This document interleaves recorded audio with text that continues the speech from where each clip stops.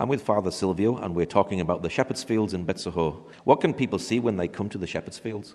Well, the first thing that they can actually see when they come to the Shepherd's Fields is the church that the Barluzzi did, that is our actual present church. But besides that, a group of caves where we remember the angels revealing that Jesus was born in Bethlehem, some kilometers far away from Beit Sahour, from the Shepherd's Field. And also there are a lot of ruins from the 4th and 5th century, from a monastery that was developed in this area, that was remembering also the Shepherd's Field and this event of the angels coming over the shepherds. And right now, we are also building 5 different chapels, because the place was really visited by a lot of people, and the place got small. So that's why we needed also to build different chapels. Right now, we are building a chapel of the Immaculada, because it's supported by Spain, by Spanish donors. And then we are also building Croatian chapel that is also built by the donors of people from Croatia, and another one from locals, from Arabs, that are helping us to build that 3rd chapel. And we still have another 2 that we would like to build. During the night of Christmas in 2019, we had 130 masses during all night. So yeah, it was crowded, it was full of people. So that's why with only 4 places where we can celebrate the Mass is not enough for that night. But also for the rest of the year, the Shepherd's Field has become a place where a lot of people go and visit and pray and have a deep contact with the mystery of the incarnation of Jesus.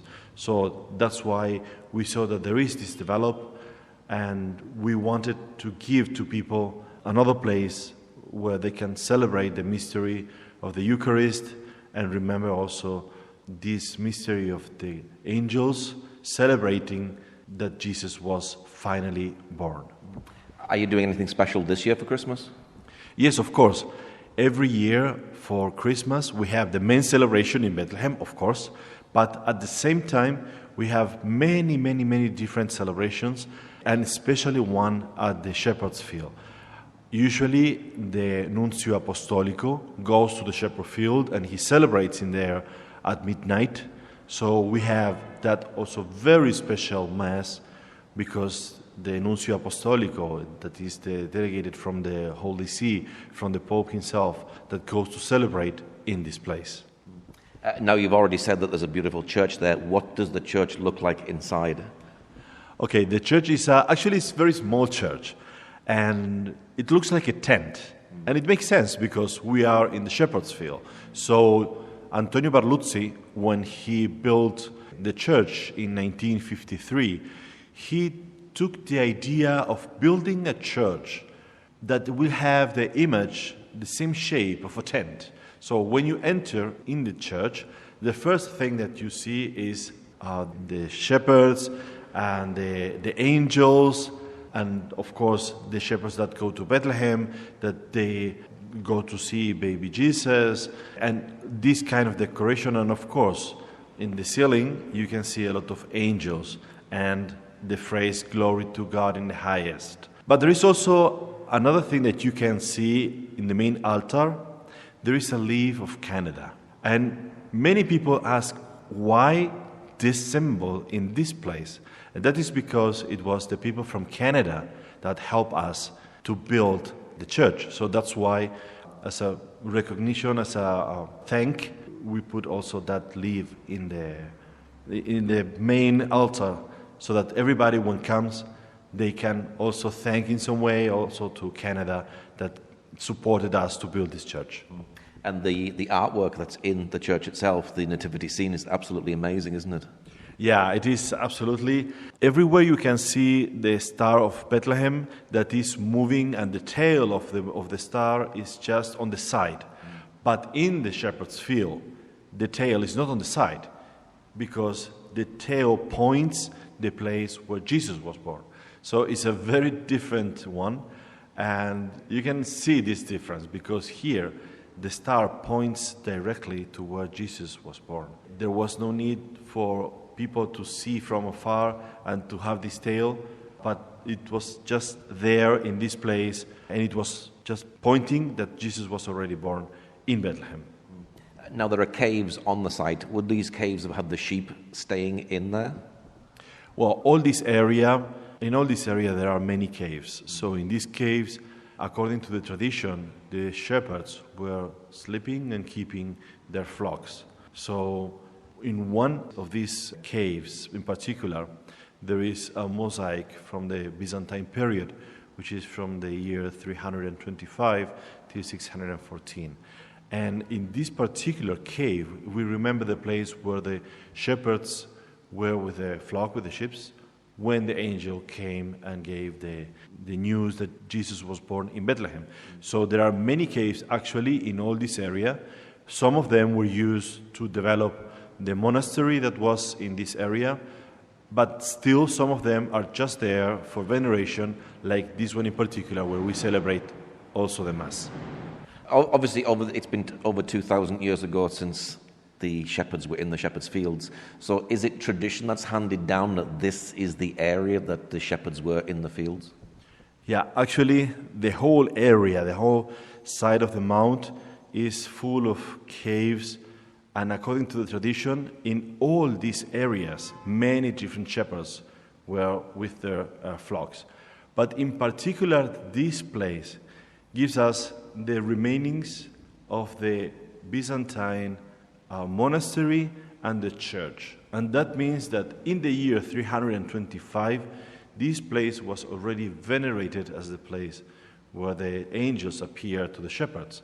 So it's very close to Jesus. It's the closest that we can get if we want to find archaeological sites or archaeological remaining. So this is the closest that we can go. Of course, next to us there are also another places that remember also this event, but our one in particular has this tradition of this very old monastery that developed all around this particular cave. Are there sheep in the fields of Beit Sahour today?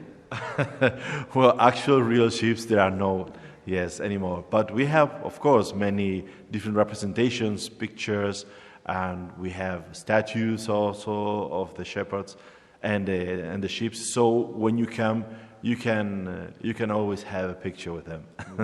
Are the shepherds and the sheep very important in Beit Sahour because of the temple in Jerusalem? Were they breeding sheep for the temple? Well, the sheep are not only for the temple.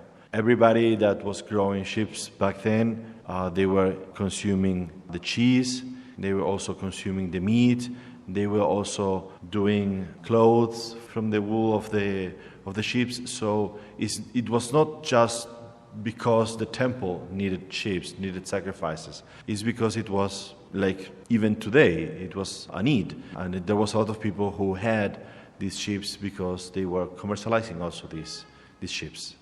What's it like being the custodian of such an important place?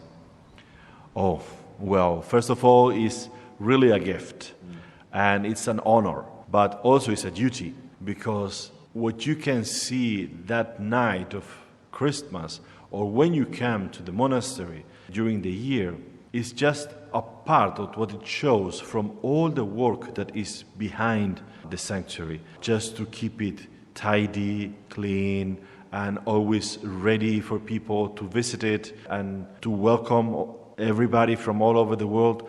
In this particular sanctuary, we have Catholics, Orthodox, Protestant, Evangelical coming from all over the world, and we always find a place for them to celebrate, to pray. So even if it is 8 a.m. or sometimes 7:30 a.m. or sometimes even earlier than that, you can always find someone who will welcome you. And if you come at 5 p.m., you will also find someone who will help you.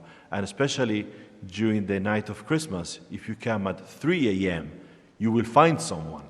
So, for the community that is actually living and taking care of this place, is a real sacrifice to be there and always trying to have a smile, to say welcome, to help the pilgrims that come every single day, because we don't close the sanctuary. So it is always open 365 days a year, so the whole year round. Is there a lot of Christian singing goes on there, the tourists coming in just wanting to sing in that chapel and sing around the area?